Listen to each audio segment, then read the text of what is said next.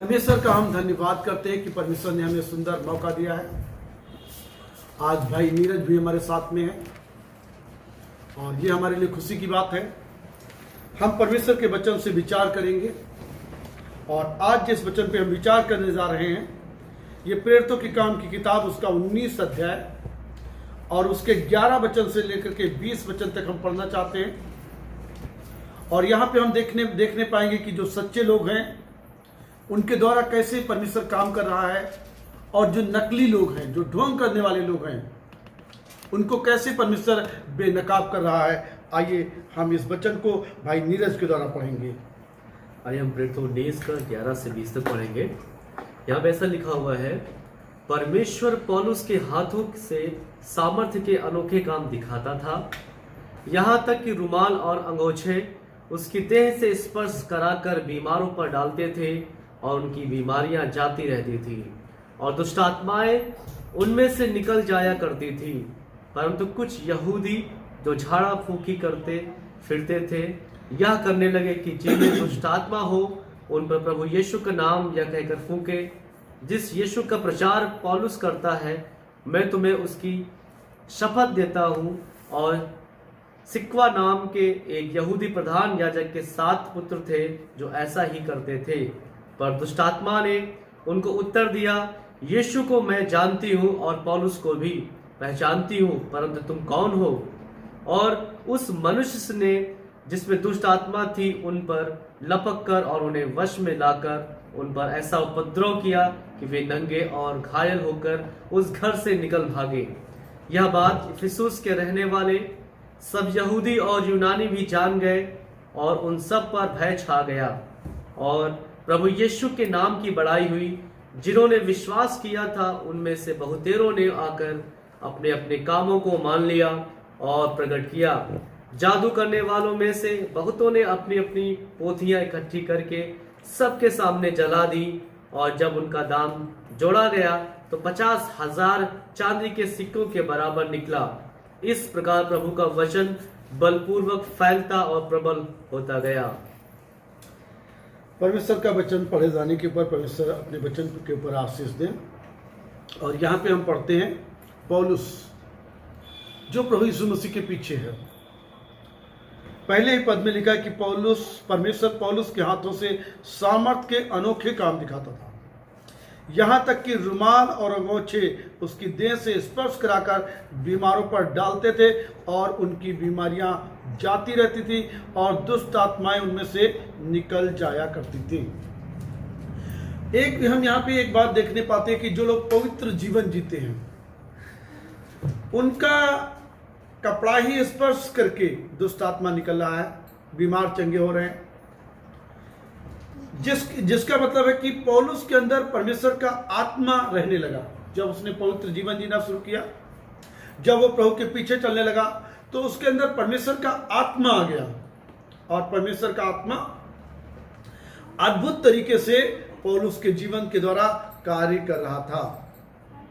जिसका मतलब है यदि हम पवित्र जीवन जीते हैं, यदि हम प्रभु की इच्छा में जीवन जीते हैं, यदि पवित्र आत्मा हमारे अंदर निवास करते हैं तो बदरूहों को कहीं स्थान नहीं रह जाता है, दुष्ट आत्माओं को कहीं स्थान नहीं रह जाता है और हमारे द्वारा परमेश्वर अद्भुत काम कर सकता है।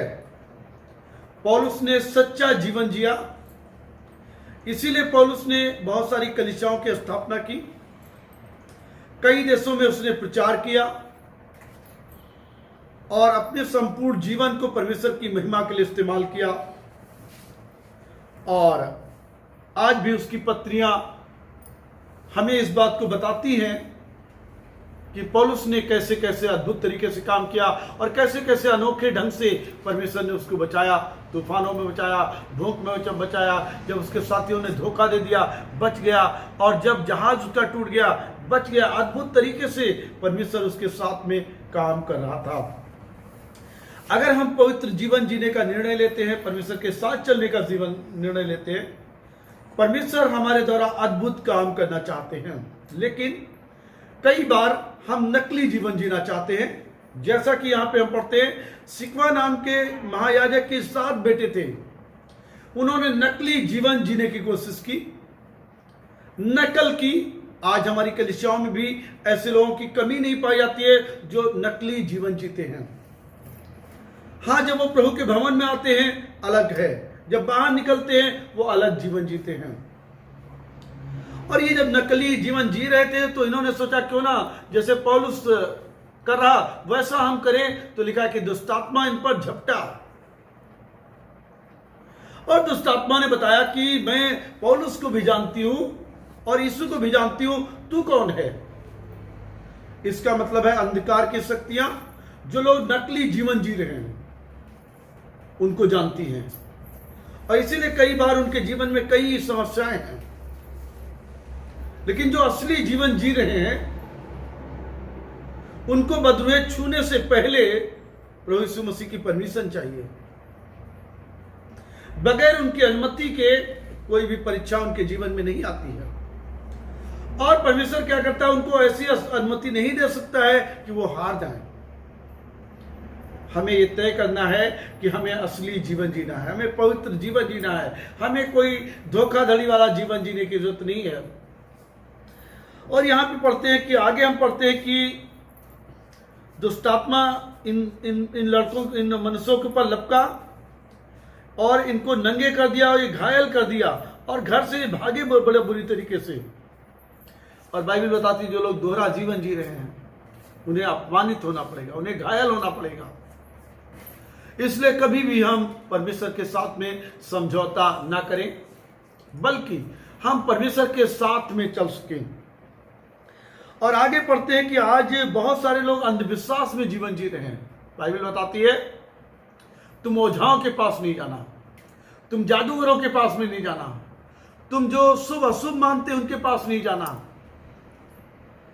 आज बहुत सारे लोग इन बातों में फंस गए हैं।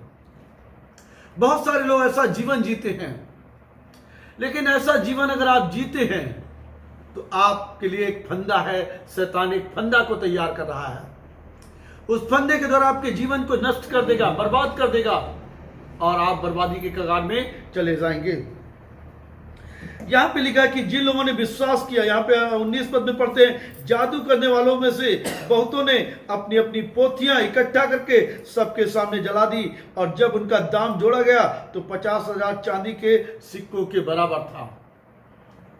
यहां पे हम पढ़ते हैं उन्होंने इन बातों की परवाह नहीं की, पैसे की परवाह नहीं की, बल्कि एक सत्य का सच्चा जीवन जीने के लिए उन्होंने उन पोथियों को जला दिया जिनकी कीमत 50,000 के लगभग थी। और कभी कभी इन सब बातों के साथ में हम समझौता करते हैं। अगर हम ऐसा समझौता करते हैं तो शैतान हमारे जीवन को नष्ट कर सकता है। बाइबल में लिखा है शैतान धोखा देने वाला है और वो धोखा देता है। पवित्र शास्त्र में जब हम पढ़ते हैं तो जब हम शमूएल के बारे में पढ़ते हैं, शाऊल के बारे में जब हम पढ़ते हैं, शाऊल की गदहियां खो गई थी, लेकिन उसी दौरान उसकी मुलाकात परमेश्वर के दास से होती है, शमूएल से। और शमूएल क्या करता है, उसका अभिषेक करता है और उसको बताता है कि परमेश्वर किस रीति से तेरे जीवन में काम करेगा। और वैसे वैसे चिन्ह उसके जीवन में प्रकट हुए। परमेश्वर ने शाऊल को बादशाह बना दिया, लेकिन धीरे धीरे अनाज्ञाकारिता का कारण परमेश्वर का आत्मा उसके जीवन से हट गया। वो इस बात को भूल गया कि जिस परमेश्वर ने हमें उठाया है, जिसने हमें यहां तक लेकर के आया है, उन बातों के पीछे चलने से वो बहुत दूर चला गया। और वो क्या हुआ कि ओझाओं के पास जाने लगा। लेकिन जो ऐसे लोग हैं जो ओझाओं के पास जाते हैं, बाइबल में लिखा कि शैतान झूठा है, धोखा देने वाला है। सबोपदेशक की किताब उसके 9:5 में लिखा है, परंतु मरे हुओं को किसी बात का बोध नहीं रहता है। जो मर गया है उसका इतिहास खत्म है, उसको कोई बोध नहीं है। और शमूएल क्या करता है, एक जादूगरनी के पास में जाता है और उससे कहता है कि सैमुअल नबी को बुला दो। और दुष्ट आत्मा क्या करता है, सैमुअल नबी का रूप धारण करके और शाऊल के सामने उपस्थित होता है। और इस रीति से उसका विश्वास जाता रहा शाऊल का। उसका यहां तक कि राज्य खत्म हो गया, यहां तक कि उसके बच्चे भी खत्म हो गए, क्योंकि उसने दोहरा जीवन जीना शुरू किया। वो ओझाओं के पास जाने लगा, तंत्र मंत्र वालों के पास जाने लगा। इसके पहले जब हम पढ़ते हैं तो लिखा कि उसने अपने देश से इन सबको बाहर कर दिया था। हाँ, कभी कभी हम परमेश्वर के साथ चलते हैं, लेकिन कभी कभी हमारा जीवन दोहरा जीवन होने लगता है, अविश्वास का जीवन होने लगता है। परमेश्वर पर से भरोसा हमारा हट जाता है और शैतान हमें धोखा देता है। तब हम ऐसे लोगों के पास जाते हैं, मृत आत्माओं के पास जाते हैं। लेकिन बाइबल बताती है कि जो लोग मर गए हैं उनको कोई बोध नहीं होता, उनको कोई ज्ञान नहीं होता, बल्कि शैतान उनका रूप धारण करता है। और इसलिए धारण करता है ताकि वो हमें धोखा दे सके। और ऐसे धोखे में हम आ जाते हैं और फिर शैतान हमें बर्बाद कर देता है। भजन संहिता 146 और उसके 4 में लिखा है, उनका भी प्राण निकलेगा और वो भी मिट्टी में मिल जाएगा, और उसी दिन उनकी सब कल्पनाएं मिट जाएंगी। उनका कोई कल्पना नहीं रह जाता है। लेकिन शैतान क्या करता है, मृत लोगों का रूप धारण करता है ताकि वो हमें गुमराह कर सके। आज कितने लोग गुमराही में हैं, गुमराही के कारण वो बर्बाद हो रहे हैं, गुमराही के कारण शैतान उनको खिलौना बना रहा है, गुमराही के कारण शैतान उनको पहचान गया है कि ये लोग दोहरा जीवन जीने वाले लोग हैं। उनको जान लिया है असली लोग नहीं हैं, और इसलिए ऐसे लोगों को स्वीकार कर रहा है। मेरे प्रियो, जब हम सच्चा जीवन जिएंगे, जब हम पवित्र जीवन जिएंगे, जब हम परमेश्वर की इच्छा में जीवन जिएंगे, परमेश्वर का आत्मा हमारे अंदर होगा, तब बदरूहों को छूने की हिम्मत भी नहीं होगी। लेकिन जब हम दोहरा जीवन जीते हैं और जब हम दोहरा जीवन जीते हैं, शैतान हमें पहचान लेता है और वो हमें शिकार करता है। और इसी प्रकार से उसने क्या किया, शाऊल का शिकार कर दिया, उसके परिवार का शिकार कर दिया, और उसकी ऊंचाई जितनी थी, जो परमेश्वर ने उसको सारा रिपोर्टेशन दिया था, उस सबको उसने बर्बाद कर दिया, धराशायी कर दिया। आज क्या हम पवित्र जीवन जीना चाहते हैं, या शैतान के हम छलावे में आकर के, बहकावे में आकर के और ऐसी चीजों में फंस जाते हैं। बाइबल में लिखा है, प्रेरितों के काम 10:38 में लिखा है, शैतान अत्याचारी है और सताने वाला है। जो लोग उसके शिकार हो जाते हैं, उनके जीवन में वो अत्याचार करता है। इसीलिए कई लोगों ने आत्महत्या कर ली है, कई लोगों ने दूसरों के जीवनों में चोट पहुंचा दी है। बहुत ज्यादा वो गुस्से में हो गए हैं, और गुस्से में होकर के कई बातों को, बुरी बातों को उन्होंने जीवन में कर लिया। जिनके जीवन में दुष्ट आत्माएं होती हैं, वो कई लोग कई बुरा काम कर लेते हैं, कई ऐसा काम करते हैं जो घातक होता है, जहां से निकल पाना मुश्किल हो जाता है। वो हमें उकसाता है, और बाइबल में लिखा है, पहला थिस्सलुनीकियों 2:18 में लिखा है, वो बाधा उत्पन्न करता है। और दूसरा पहला पत्रस 5:8 में लिखा है, वो सिंह के समान फाड़ खाने वाला है। और दूसरा कुरिन्थियों 11:14 में लिखा है, वो ज्योतिर्मय स्वर्गदूत का रूप धारण करके हमें गुमराह कर देता है। हमें इसीलिए परमेश्वर के वचन को पढ़ना जरूरी है, हमें इसीलिए प्रेरितों से शिक्षा लेना जरूरी है। हर एक से हमें शिक्षा नहीं लेना है, हमें ये जानना, या तो हमें इतना जानकारी हो कौन गलत शिक्षा है, कौन सही शिक्षा है। और ऐसा कई बार ऐसे लोगों को भी वो इस्तेमाल करता है, जो देखने में सेवक जैसा लगते हैं, विश्वासी जैसा लगते हैं, लेकिन अंतर में वो फाड़ने वाले भेड़िए हैं, और बाद में उनके परिणाम बहुत बुरे आते हैं। मेरे प्रियो, हमें सबक लेना है और परमेश्वर के तरीके से जीना है। बाइबल में लिखा है, पहला थिस्सलुनीके 4:30 में लिखा है कि क्योंकि परमेश्वर की इच्छा है पवित्र बनो, अर्थात पवित्र, परमेश्वर पवित्र हैं, उनकी इच्छा है कि आप भी उनके समान बने हैं। जब प्रभु यीशु मसीह ने दुष्ट आत्माओं को निकाला, जब प्रभु यीशु मसीह ने बीमारों को चंगा किया, जब प्रभु यीशु मसीह गांव-गांव और गली-गली गए, जब यीशु मसीह ने लगातार प्रार्थना किया और उन्होंने हर एक बात के पर जय प्राप्त की। बाइबल बताती है एक रात यीशु मसीह बहुत व्याकुल थे, जिस दिन वो गतसमनी के बाग में गए हुए थे, बहुत व्याकुल थे। वहां पे लिखा है कि उनका जो पसीना था वो लहू की बूंदों के तरीके टपक रहा था। और तब उन्होंने एक ही बात की, वो किया प्रार्थना। और प्रार्थना करने के बाद में फिर उन्होंने गतसमनी के बाग में जब उनको क्रूस के ऊपर चढ़ाया गया, उन्होंने एक बहुत बड़ी विजय को हासिल किया, अर्थात मौत को उन्होंने जीत लिया। शैतान का हर एक युक्ति को वहां पे उन्होंने फेल कर दिया।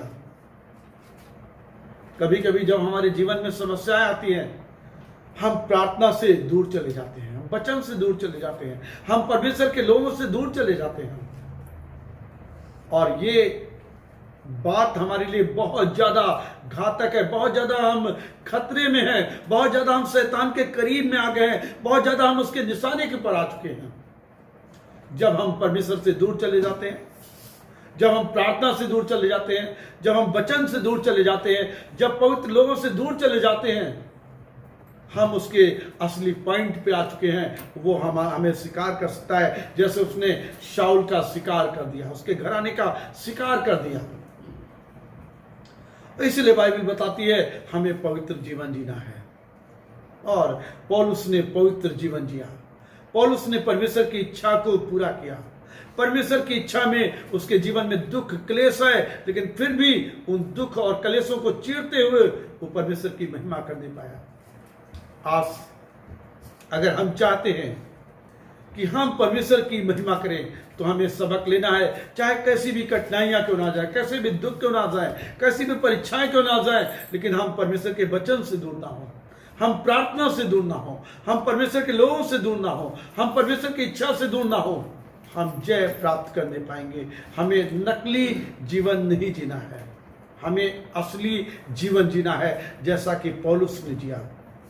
सिकवा नाम महायाजक के 7 पुत्रों ने जो नकली जीवन जी रहे थे, नकली शिक्षा में थे, नकली विश्वास में थे, शैतान ने उनको पहचान लिया और कहा कि मैं यीशु को भी पहचानता हूं, मैं पौलुस को भी पहचानता हूं, परंतु तुम कौन हो। उनको नंगा कर दिया, उनको घायल कर दिया, उनको अपमानित कर दिया, उनको भागना पड़ा, उनको बेइज्जती का सेहरा अपने ऊपर ओढ़ना पड़ा। आज जो लोग नकली जीवन जी रहे हैं, नकली शिक्षा में हैं, बाइबल कहती है उनको लज्जित होना पड़ेगा, उनको अपमानित होना पड़ेगा, और उनका जो काम है, उसका जो गलत काम है, उसका बदला, बुराई का बदला बुराई में हो जाएगा। क्यों ना हम सच्चा जीवन जिए, प्रभु यीशु मसीह के साथ में जीवन जिए। आज एक हम निर्णय ले सकते हैं, आज एक हम फैसला ले सकते हैं कि प्रभु के साथ में हम जीवन जिए। आइए हम अपनी आंखों को बंद करेंगे और नीरज के साथ में एक छोटा सा कोरस गाने के बाद में हम प्रार्थना करेंगे। नीरज के साथ में एक भजन गाएंगे या कोरस गाएंगे, उसके बाद में हम आपके लिए प्रार्थना करेंगे। गिरते को उठाता है, सीने से लगाता है, जब साथ कोई ना दे वो साथ निभाता है, भला वो कौन है, वो मेरा यीशु है, वो मेरा यीशु है, वो मेरा यीशु है। हर बीमार दुखी जो उसके दर पे आता है, अपने सारे रोगों से आराम वो पाता है। हर बीमार दुखी जो उस उसके दर पे आता है, अपने सारे रोगों से आराम वो पाता है, अंधों को आंखें दे, लंगड़ों को चलाता है, अंधों को आंखें दे, लंगड़ों को चलाता है, भला वो कौन है? वो मेरा यीशु है, वो मेरा यीशु है, वो मेरा यीशु है, सब पापों को माफ करे, कितना ही भला है वो, सबके लिए सूली पे चढ़ा, कांटों पे चला है वो, सब पापों को माफ करे, कितना ही भला है वो, सबके लिए सूली पे चढ़ा, कांटों पे चला है वो, धोता है लहू से वो, अमृत वो पिलाता है, धोता है लहू से वो, अमृत वो पिलाता है, भला वो कौन है? वो मेरा यीशु है, वो मेरा यीशु है, वो मेरा यीशु है, गिरते को उठाता है, सीधे से लगाता है, जब साथ कोई ना दे, वो साथ निभाता है, भला वो कौन है? वो मेरा यीशु है, वो मेरा यीशु है, वो मेरा यीशु है। पिता, मैं दिल की गहराई से धन्यवाद देता हूँ, थैंक यू जीसस, धन्यवाद यीशु। आपने शैतान को खुल्ला तमाशा बना दिया है, Oh yes, Lord Jesus, thank you. आपने मौत को जीत लिया है, Yes, Lord. और प्रार्थना के द्वारा हर एक बात के ऊपर आपने विजय हासिल की है। आपने सच्चा जीवन जिया और पिता परमेश्वर की इच्छा को इस धरती के ऊपर पूरा किया। Yes, thank you, Jesus. Yes. आपने अपने जीवन को दीन और हलीम किया। पवित्र शास्त्र कहता है इसीलिए परमेश्वर ने उसको अति महान भी किया और उसको वो नाम दिया जो सब नामों से श्रेष्ठ है। Yes, Jesus, thank you. धन्यवाद यीशु। हर एक घुटना उसके सामने झुकेगा, हर एक जीभ अंगीकार करेगी। Oh yes, Lord. पिता, हम धन्यवाद देना चाहते हैं कि हम सच्चा जीवन जी सके प्रभु और आपकी महिमा कर सके प्रभु। Thank you, Jesus. हमारे जीवन के ऊपर अब कोई शैतान का अधिकार नहीं रह जाता है, प्रभु यीशु मसीह धन्यवाद। बीमारियों का कोई अधिकार नहीं रह जाता है, Yes, Jesus, thank you. चिंता का कोई अधिकार नहीं रह जाता है। Yes, Lord. हमको दाम दे करके यीशु मसीह ने खरीद लिया अपने लहू के द्वारा, Yes, Lord. ताकि हम उसकी महिमा करें। पिता, हम प्रार्थना करना चाहते हैं जो कलीसिया है वो प्रभु जी पवित्र जीवन जी सके, Yes, Lord Jesus. सच्चा जीवन जी सके प्रभु। जो आपने उनको दान वरदान दिए हैं प्रभु वो इस्तेमाल कर सके प्रभु। प्रभु यीशु। जैसा कि पौलुस अपने दान वरदानों को इस्तेमाल कर रहा था, परमेश्वर उसके द्वारा बड़े सामर्थ्य के काम कर रहा था। Thank you, Jesus. हाँ प्रभु जी, पौलुस शैतान के पर जय प्राप्त की।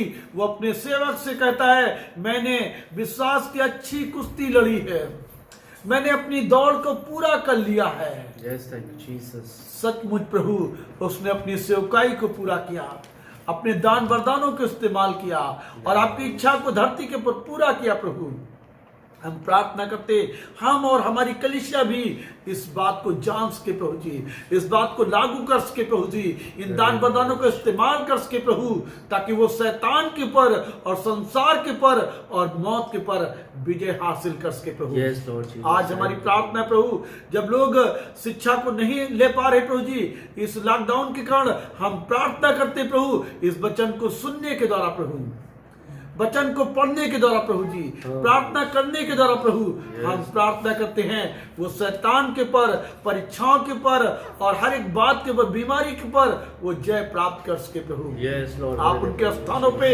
उन्हें आशीषित करिए प्रभु। हाँ प्रभु यीशु। प्रभु जब इस वचन को सुने प्रभु, उनके जीवन आशीषित हो जाएं। Yes, Lord, प्रभु होने दे प्रभु। और प्रभु उनके जीवन को, उनके परिवारों को शैतान गुमराह न करने पाए, Yes, Jesus. गलत शिक्षा में न लेकर के जाने Yes, पाए, Jesus. परंतु जो आपने रास्ता दिखाया है उस रास्ते के ऊपर चल करके वे तेरी महिमा कर सके, तेरा आदर कर सके प्रभु और तेरे सेवकाई को पूरा कर सके प्रभु।